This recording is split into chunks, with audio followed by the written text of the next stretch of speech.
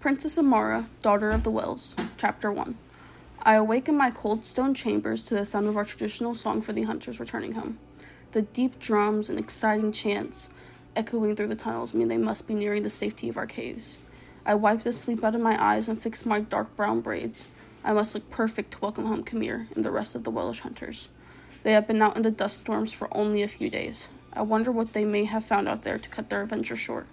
Possibly an end to this darkness for our planet, Mars. I put on my traditional dark ruby robes and rush outdoors. It is my duty to be by my father's side when they present themselves in their findings. As I reach the sacred room, I see my father getting seated in his throne, which sits in front of our kind's livelihood. The beautiful pond glistens from the light given by the fire that flickers from the center of the room. I feel the warmth come over me as I step deeper into the room. Father gives me a warm smile. At last you have joined me, Princess Amara. You almost missed the return of your betrothed. Hello, Father. Kamar will be here soon. How do I look? Stunning as always. Come sit. They will be here any minute now. The music is beginning to die down as they get closer to the sacred room. The ritual is beginning to tire, but is the only hope we have. The 10 Welsh hunters enter the room, with Camille leading the group as head hunter. They pause a few feet away from us and bow down. They are coated in a thick layer of dust that makes their normally dark hair appear ashy. King Thorak, leader of the Wells. We bring news. There appears to be something from the sky heading our way. We are unsure of what it is or where it may come from. I've never seen anything like it, although it's hard to see much through the dust. Camille addresses my father. He gives me a quick smile, then returns his attention towards the king. Are you sure there is something heading towards our planet? Does it appear dangerous? I am unsure, Your Majesty. All I know is that over the course of 2 days it has grown tremendously in size. I believe that means it is getting closer. You can all go wash up now. I must speak with the High Protector. Camille, you come with me to answer any questions he may have. Father and Camille rush out of the sacred room in search of the High Protector, while the other hunters leave for the washroom. That leaves me alone in the sacred room. I stare out into our pond, the different veins that lead to other parts of the caves, the creatures that swim amongst it. It is all so beautiful. I only wish I could have seen the days when this beauty was above ground. The old pictures show something green and glorious. Now we just have stone and water and above ground dust. Could this mystery object be an end to this storm, or maybe an end to us altogether? Chapter 2. I am in the study poring over an ancient book, trying to see if there is any recording of what may be approaching. I suddenly hear a low, "Hello, Princess," in my ear. I am startled by the sudden presence of Camille. He is smiling down at me. He has cleaned himself up to his normal, tan, handsome self. Camille, don't sneak up on me like that, I say, smiling back at him. I'm sorry, Amara. I wasn't trying to scare you. I just wanted to come visit. I am sure you have questions for my journey. Of course I have questions. What was that thing? I turn my full attention to him, abandoning my books. Well, the High Protector says that the history books indicate a number of things. It could be an asteroid, or possibly some kind of life from space.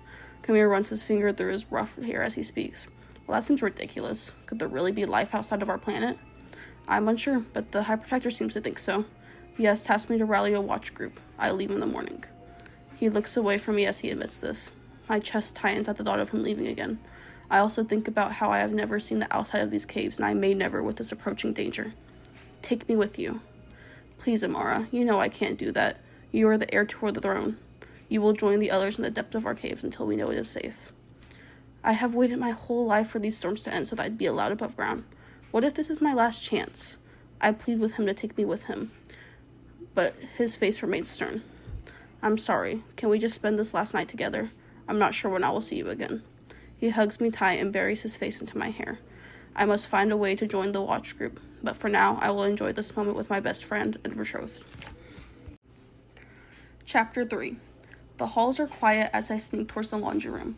The whole tribe should be asleep at this time, resting for what will come tomorrow.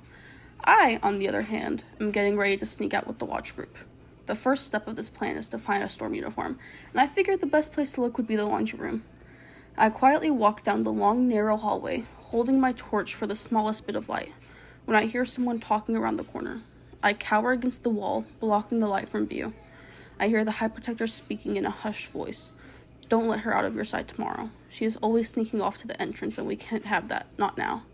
Of course, sir. I will make sure the princess stays safe with the others. One of the old guards agrees. They turn the corner and head the other way, walking away from me. I hold my breath as they get farther away. Once they are out of earshot, I take a sigh of relief. I will have to be extra careful to pull this off. I turn into the next hallway and continue my approach towards the laundry room. I finally get there after a few minutes and a few wrong turns. I have honestly never been to the laundry room before, but there is a first time for everything. I open the door slowly and peer inside the room. The room is abandoned with piles of clothes in every corner and the cleaning well in the back. I go to the drying rack and start pulling down my outfit for the morning. Chapter 4. I awoke early this morning and dressed in my storm uniform. I look ready to conquer the world in my brown protective coverings. All of my hair is hidden and my face is covered with a thin cloth. I slip out of my chambers before any of the servants can come to wake me. There is a crowd gathering in the dining room as the watch group eats their last meal before they take leave. I swipe one of the small fish off the dining table and go to hide in the corner of the room. As I am eating my fish, I can see Kamir entering the room. Everyone begins to talk to him, and the room transforms into a more vocal, upbeat space at the mirror side of him. He really is amazing. Kamir begins to usher the watch group to finish their meals and head towards the cave entrance. I hold back until the majority of the group has gathered. I must stay in the back in order to keep out of Kamir's sight. There are roughly 30 of our people, mostly men, gathered and ready to enter the storm. The hunt groups are typically only 10 to 15 of the Welsh hunters, but for these unforeseen circumstances, the group has doubled in size.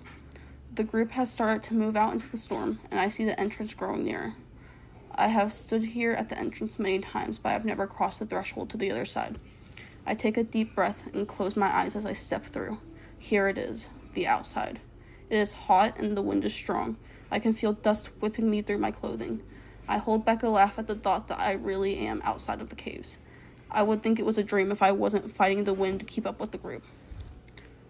There is a massive white object in the sky overhead. Kamira is saying to the group how it is twice the size that it was yesterday. We hike roughly 2 to 3 miles into the storms. We have been struggling through this harsh weather for hours now when we finally decide to take shelter against the side of a cliff. The wall blocks some of the wind, while still giving us a good visual of the impending object. The group begins to set up camp. Another girl and I start by gathering nearby firewood. That seems to be the only resource left from Mars's good days. All of the old trees that used to cover this land are all dead and dried, but they make for good fires. Once we have collected all the wood we can hold, we begin our short trek back to camp. We set it down in the growing pile that others have collected. We now have 3 large tents set up and enough wood to warm us for a night or two. The group is quiet, anticipating what is to come. I join some of the others in one of the tents and see people removing their face coverings. I tense at the realization that this may be how I get caught. I turn back to the storms, leaving the comfort of the tent to join the first active watch group. They are sitting at the edge of camp, facing the foreign object. There are 7 of them sitting on the dusty ground. I walk to the far end and take my place. I instantly spot Kamir in the middle of the group, only 3 people in between us. He is hyper-focused on the object above. Hopefully that will be enough to stop him from noticing me. Chapter 5. I look up at the object, taking it all in. It is massive, a pearly white breaking through the red dust. It is hard to look away. We all just sit there and stare for a long time. Eventually another group comes up and tells it is time to switch. My group heads towards the tent and I hold back. I'll have to reveal myself if I go in the tent. It's too soon. Kamir finally notices me as I stay seated. Come, we all need a break from this dust. I'm good here, thank you, I say, his eyes thin as he registers what he just heard. He approaches me, really looking at me now. Oh crap. Amara? His voice strains. This cannot be happening. I look away, pretending not to hear him. He approaches me, gently grabs my arm and pulls me to my feet. He looks into my eyes and shakes his head with disapproval. You are supposed to be home. I must return you at once. Wait, I cannot go back yet. That thing will be here any moment now. Do you really want to abandon your duties at a time like this? I would be abandoning my duties to let you continue here. The king must be worried sick. We are leaving now. He pulls my arm and begins walking back home. I struggle against his strong grasp. I need to be here. Please come here. I will listen to you for everything else if you just let me stay. Oh, please. Like you would listen to anyone ever. You were given direct orders to stay in the cave, yet somehow you are here. in the storms, at the most dangerous time our planet has seen in our lifetime. He finally lets go of me to take a sip of water. I stare at him and contemplate running back to camp, but I know that he would catch me quicker than I can turn around. He returns his water pouch to his side and starts to walk again. He looks back to see me still standing there. Are you really going to make you drag you? He asks with heavy annoyance. I sigh and follow him, walking as slowly as I can. We are maybe a half mile away from camp when our world starts to explode. The object lands with a massive crash that rattles the ground under us. Chapter 6. Kamir is holding me up as the ground settles. It is hard to see what he is thinking with all of the protective gear, but he appears to be frozen in fear. I look past him at the strange white metal object in the distance, and I start walking towards it. Amara, what are you doing? This could be dangerous. You need to go home, now. He grabs my arm to attempt to stop me. I pull out of his grasp and keep going. I need to be here for this.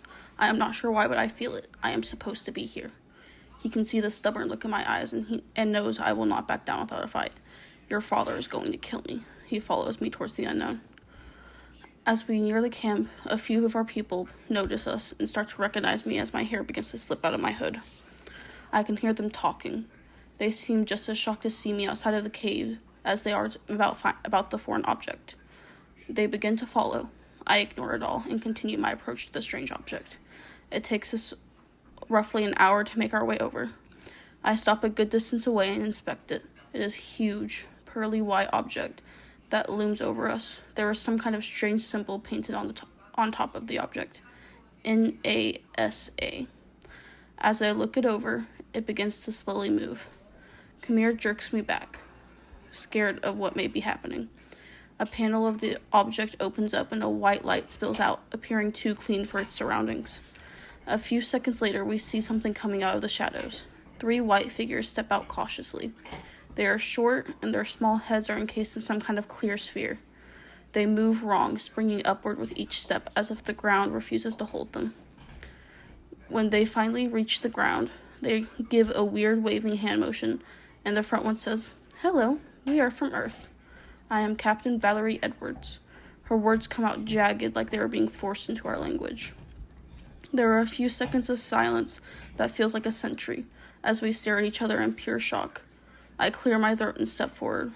Kamir tries to pull me back and I nod him off. I am Princess Amara, daughter of the Whales. What brings you here? I look her over closer now. I can see brown hair similar to mine under her clear sphere, but her eyes are wider, and her skin is a sickly yellow that stands out vastly against our red planet. She stands roughly 2 feet shorter than I, small and fragile, but she must be mighty to have traveled through the void. Well, we have been watching your planet for some time now. We sent small robots years ago to observe the conditions here. These robots helped us to understand your planet as well as pieces of your language. Our research has led us to believe that there may be a way to end these dust storms and bring life back to Mars. She speaks our old language horribly, but still intelligible. Kamir gently grabs my arm and whispers over the harsh ones. How can we trust them? We need to go back to our caves. What if they can actually end these storms? Shouldn't we at least hear them out? He thinks for a moment and turns his attention back to the Earthlings. What do you get out of this? He asked the leader with a disapproving look. Well, we get to learn more about your planet and our universe and potentially save your species. We see that you have water underground. We want to use that water and some seeds we have brought to attempt to repopulate the plant life, which will in turn slow the dust storms. Kamir and I share a look that feels like a whole conversation. He doesn't want to trust them. While we all want these storms to end, is it really worth risking our sacred water for a plan that may fail? I feel like this is the only hope of saving our planet, but the fear of losing everything is still there. I'm unsure if my father, King Thorik, will approve of the use of the sacred water, but we could present the idea to him, I say with a pleading look towards Kamir. I would love to present my findings to your king. I hope we can all work together on this project, Captain Valerie says, taking a step forward. Kamir steps in between, creating a barrier. Only you may come back to the caves. The rest of your group will stay here with our people while we await a decision. The king won't be happy with us bringing home a foreigner, but it feels necessary for these unforeseen circumstances. We will leave first thing tomorrow morning. He is firm with his decision and begins to point out a few of his men to accompany us home. Captain Valerie speaks some strange language to the other Earthlings and gives me a small nod. They head back to their ship for the night, and we return to camp to settle in until morning. Chapter 7. Our small group splits off from the others, beginning the trek back home. It takes a long time to reach the caves due to the winds blowing even stronger today. By the time we finally arrive home, it is late in the afternoon. The cave is quieter than normal, empty. We remove our mask and breathe in the dustless air. Khmer leads us to the sacred room, hoping the king will be present. He has a hard look on his face. I am prepared to be chewed out for leaving against orders, but honestly, worth it. It was crazy and amazing to witness this Earthling ship landing. Captain Valerie looks around at the home we have built underground, the rooms and passageways that protect our entire species. We have hidden here for years, and now she has appeared with a potential way out of this mess. I really hope she is right, that she can actually end this lifelong storm. We enter the throne room and find my father, King Thorak, and the High Protector deep in discussion. They quiet and turn towards us as we approach the throne. Father's eyes thin as he takes in my appearance with the groom. "Where have you been?" His voice thunders through the room. "I am safe, father. We have more pressing news than my defiance. We brought home a guest." "A guest? From where?" He is confused at the idea of anyone other than the Wells being present. It has been a long time since our planet has hosted any other species. Khmer steps forward to address the king. The foreign object has landed, and it came with 3 Earthlings aboard. "We have brought their leader, Captain Valerie, to address you, your majesty." King Thorak pales at the sight of Captain Valerie. The High Protector is absolutely stunned. He speaks first after a long moment of silence from everyone. "There has always been talk of foreign life, but to actually see it with my own eyes is amazing." He looks puzzled and almost amused as he takes in her presence. The king stands and cautiously steps forward. "What brings you here?" He towers over her and demands answers. She pales a bit at his intimidating stature, but stands strong as she addresses him. "Your Majesty, I have come to your planet with a plan. I want to use your water source to bring life back to Mars." "What makes you think we need your help? Our sacred water keeps us strong. We do not need some trivial Earthling to change our ways," King Thorak barks at her. He steps back, shocked at his response. "Please, sir, we have observed your planet for a long time. I believe this plan will work. Your people can exist outside of these caves again, if you give us a chance." The High Protector calls towards the king. "Your Majesty, why don't you allow her to explain her entire plan to me, and I can report to you if I think it is worth your energy.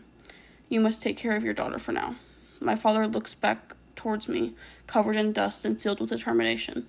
He gives a small nod to the High Protector, who leads Captain Valerie out of the room, along with the others. The vast room seems to swallow me whole, as both my father and my betrothed stare me down, upset at my actions. "I am sorry, but I had to go. I am meant to be a part of this plan. I can feel it, father." "Why would you put yourself in danger? You are our future. Who would lead us if your reckless actions had caused actual harm?" "This is how I lead us, father. We must take risk in order to grow, to survive. We can't hide in these caves forever. These caves have kept us safe for thousands of years. Why should we risk wasting our water on a dream?" His voice thunders over the room, making the conversation feel complete. Khmer steps up to the king. "With all due respect, your Majesty, I can see why Amara wants this change. I do not condone her sneaking out. That was reckless and rather dumb. But we are all tired of fighting these storms. We all learned the history of the good old days, but we want to return to that. My father, your old friend and former headhunter, would have wanted us to at least hear out the plan. This may be our only hope." The silence fills the room as King Thorak thinks over what has been said. He appears to have softened a bit at the mention of his past friend. I'll hear her out if the High Protector finds it worthwhile. A few moments later, the High Protector and Captain Valerie join the room with excitement. "My king, I believe this plan has promise." She explained it all to me with her research to back it. "It is my professional opinion that we should give it a trial run." This typically stern and serious man is giddy with anticipation. The king looks around the room at everyone telling him to try. He gives a rugged laugh and head shake before saying, "I want to hear the full plan, but I suppose we could try. There will need to be limitations on water use and heavy supervision if we go through with this. Go ahead and tell me about this plan." Chapter 8. 1 year later. I walked down an aisle in one of the many large tents swarming with green plants. This once felt impossible, like a dream that would never come true. But here it is, marking the beginning of our future. There are multiple people fixing the tent to be suitable for a wedding. I am wearing a flowing dark teal dress that matches the sacred water from which we have grown from. I take a deep breath and try to brush off the nerves of today. I have anticipated this day for as long as I can remember. While the background has changed beyond belief, it has always been him, Kamir. While it is my duty to marry him for my people, it is also my honor to spend the rest of my days with my best friend. We will eventually take our place on the throne and rule together once my father decides us to be ready. But for today, we just celebrate our union and the new beginning for our kind, thanks to the Earthlings. It is unfortunate that Captain Valerie and the others can't be here. They had to go home months ago, but they left us with the tools to pick ourselves up and continue growing towards a better world. I leave the tent and walk out into the slightly less harsh outside world. While the dust storm still reigns, it has slowed tremendously with the arrival of new life. We plan to take down the tents, one by one, and slowly introduce the plants to the outside world. I am nervous that the dust will end all that has grown, but the Earthlings said that this step is crucial for the plants to spread over Mars. We have 5 large tented areas close to our caves, where we now grow food, flowers, and even small tree saplings. The first tent we started with, the most life grown, is where our wedding will take place. I head back to the chambers to fix myself one last time. I dust off my dress and fix my hair into the perfect braided bun with a small bejeweled crown on top of my head. There is a small knock on the door, and I turn to open it. Behind it is Kamir, dressed in his best clothing with his hair neat and looking as handsome as ever. He gives me a soft smile and asks, "Are you ready, princess?" "Of course I am. I won't leave you waiting any longer." I take his hand with a smile, and we walk together to our wedding party. All of our friends and family are waiting in the tent. After we get settled in the front of the room, we begin to do our traditional hair tying ceremony. As we braid our hair together, we share a look of love, of knowing that we will always have each other. We have now intertwined our lives together permanently. It is tradition for us to keep our hair bound together during the remaining of the wedding day to seal in our fate. After the hair tying ceremony, we sit at the long table and await the dinner that has been prepared. We have fish and our new food source called vegetables. I smile at the sight of everyone that I love gathered around, enjoying the meal made possible by having faith in the unknown.